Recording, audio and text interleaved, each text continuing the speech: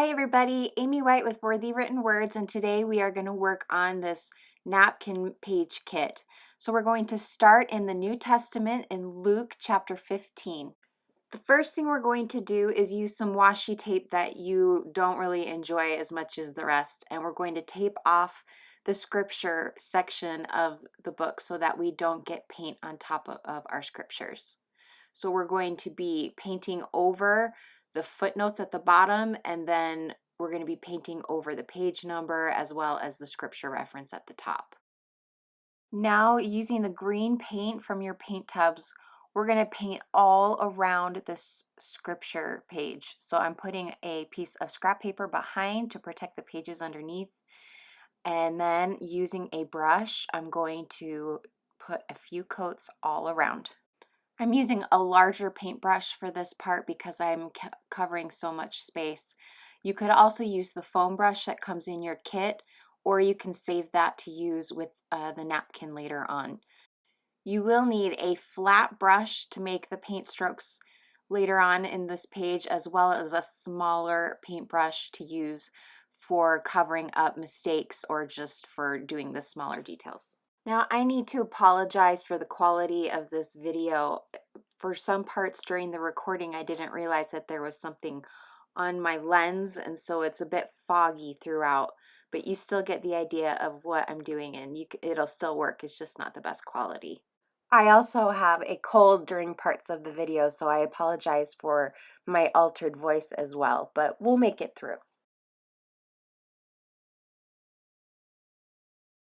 When it's fully dry, go ahead and remove the washi tape carefully by peeling it very slowly off of your page. If at any point your page starts to rip from the washi tape, stop pulling and go from the opposite side and pull the rest of it off carefully from the opposite side to avoid further ripping of your page. Now, using the graphite paper, we're going to put the shiny side down on your page, and then we're going to put the traceable on top of it. Now in here, I bend it underneath to hold it in place, but that actually isn't a good idea because what happened is I ended up tracing this traceable on the back side as well. So don't do what I did there. Either cut your traceable paper or just leave it out. You can washi tape it in place to help it stay in place. Those are some better options than folding it over like I'm doing here. And then I just use a ballpoint pen and I go over the traceable. Don't worry about tracing the numbers 99 because we're going to be using some stickers to do those. It's a lot easier than trying to do the traceable. Something to know also is I am not tracing the three little sideways teardrops on each side of the word me.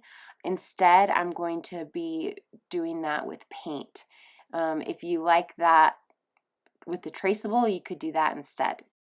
You can use an eraser to erase any marks that you don't want to be on there, but I don't recommend using a normal pencil eraser because if it's a red eraser, it can leave marks. So try and use one that you can get at a craft store that's more of a brown or a white eraser. And now I'm going to be using the Glaze Sakura gel pen that comes in your kit, and we're going to use this to go over the traceable. If it gunks up at all, then you can see I'm using a piece of scrap paper to kind of wipe the gunk off. Because your pen is going to be brand new, it's going to be really heavy when it flows. So you may even want to practice first using the pen on a piece of scrap paper so that you become a little bit more familiar with how it works, because this is different than a normal gel pen, especially when it's brand new. So the one I'm using here isn't new, so it's not as free-flowing as yours will be. When you get to the circle where the 99 will be, go ahead and just fill the whole circle in black because we're going to just place a couple stickers on top of it. Then when you are done filling in all of the traceable, you can go back over with your eraser and erase any of the graphite paper underneath that's still showing. And then you can also go back and do multiple coats if you need to with your pen, because sometimes when you erase it, it kind of picks up some of that glaze pen and you might want to go back and fix it. If you do mess up with your glaze pen, don't worry. the good thing is like you can see I've messed up under my R in rescue. We're going to go in right after this with a small brush and our green acrylic paint, and we're going to do some touch-ups. So here I've smudged some of the glaze pen because I erased over it before it was fully dry, and I also just have little marks here and there that I don't like. So I'm using a really tiny paintbrush, just one that I have in my bin of paintbrushes, and I'm going to go over these marks with the green acrylic paint. If it doesn't cover right away, you can do a couple coats to help touch it up. Just let it dry in between coats, and eventually you'll cover the whole thing and it will be like it never happened. And then if you go over too far like I just did, you can go back over it again with your pen, and so you can just keep going back and forth until it looks the way that you want it to and you're happy with the results that you have. So don't stress if you mess up, because you can always erase, paint over, and redraw what you need to do.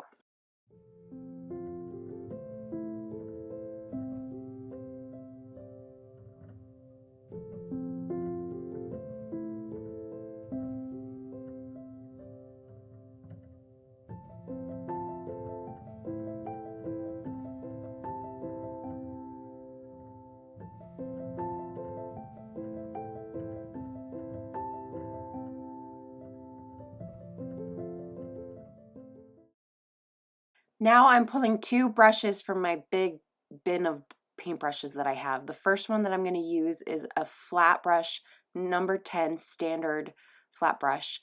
And then the other one I'm going to use is a smaller than that, but I can't tell what number it is because it's been chipped off, but it's smaller than the number 10 brush.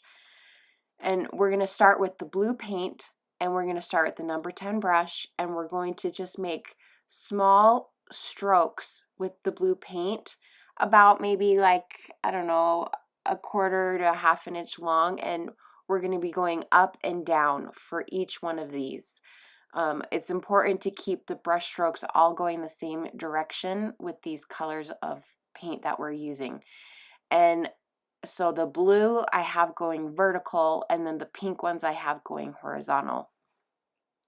So when I make these, it's completely random where I'm choosing to do it, and I'm just starting going from the top to the bottom with my paintbrush, and then I go from the bottom back up to kind of fix it if it's needed. So I make these little squares or rectangles all over the page. And you can see here I'm going right over my words because I'm going to just go back over it with the pen. If you don't want to do it this way, then you would have had to have done the blue before you did the words, which you can do if you've watched this video before starting. Otherwise, you'll have to go over your words and then go back over them with the brush. Now using the smaller brush, we're going to go in and make horizontal strokes with the pink. For these ones next to the me word, I'm actually using the side of the brush so that they're skinnier. And then I'm going to like vary this one so that some of the strokes I do on the rest of the page are thicker, some are shorter, but the thing that they all have in common is that the brush strokes are from left to right and not up and down like the blue ones. I tend to keep things in groups of 2s or 3s, and sometimes I'll have them going off the page. It just kind of helps give the illusion that the pattern continues. And then to do the gold dots, I'm going to just use the bottom of the paintbrush, not the brush side, but the actual end. And I'm going to dip it into the gold, and then I'm going to use that to create polka dots in different places. Again, I'm going to vary the size of these dots. Some will be bigger, some will be smaller, and I tend to keep them in groups of 3s.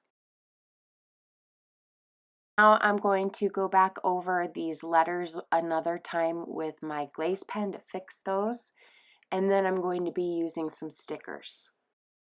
I'm going to wrap up this word part by putting those 99 stickers over the black pen. Moving on to the napkin part, I'm going to use just any pair of scissors, and I'm going to cut a little bit closer to this sheep and get rid of all this excess napkin paper that we don't need. So I'm going to peel off the other ply. I can't remember if there's 2 or 3, but you want to make sure that you're down to the original, so there's only 1 ply of napkin, and you can just throw that extra out. And then I'm going to cut a little bit closer now that it's just down to what I want it to be, and I'm going to be using the clear gesso that's in your kit from Dina Wakley and a paintbrush or the foam brush that's in your kit, and I'm going to be applying this clear gesso directly to the cardstock. Normally you put this right on your Bible, but we're going to be doing this on top of the paint, so we don't want the green to come through. So we're going to be attaching this to the cardstock instead.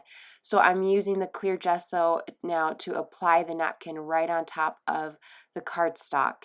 And you want to be careful not to do too much because you can rip the napkin. So just a little layer, a thin layer is best. And when that's totally dry on your piece of cardstock, then we're going to cut it out even more. Now we're going to attach this to our page by using the 3D foam squares that are in our kit. We're just going to apply 5 of them directly to the back of this egg shape, and then we're going to cut 2 of them in half and apply those to the ears and the legs. Then we just take off the back sides of these foam squares so that they're sticky, and we're going to flip the lamb over and put it on our book. But make sure you leave room for the mini pom-pom ribbon that's going to be underneath the feet, so don't have the feet hanging off at all. Heat up your hot glue gun, and while it is heating up, we're going to apply these word strip stickers to our footnote section. And then when the hot glue gun is heated up, we're going to apply the mini pom-pom ribbon to the bottom of your page, and it's just as easy as it sounds. We're just going to attach that with hot glue. Make sure that after you trim the end that you put some hot glue on the end of the ribbon to kind of seal it from any future fraying. Now to apply the tab, we're going to add this lost and found sticker. I'm going to trim it down just a little bit just because of my personal preference. And then I'm going to attach it using mounting squares. You could also use AdTech crafting tape, or even just a glue stick would work.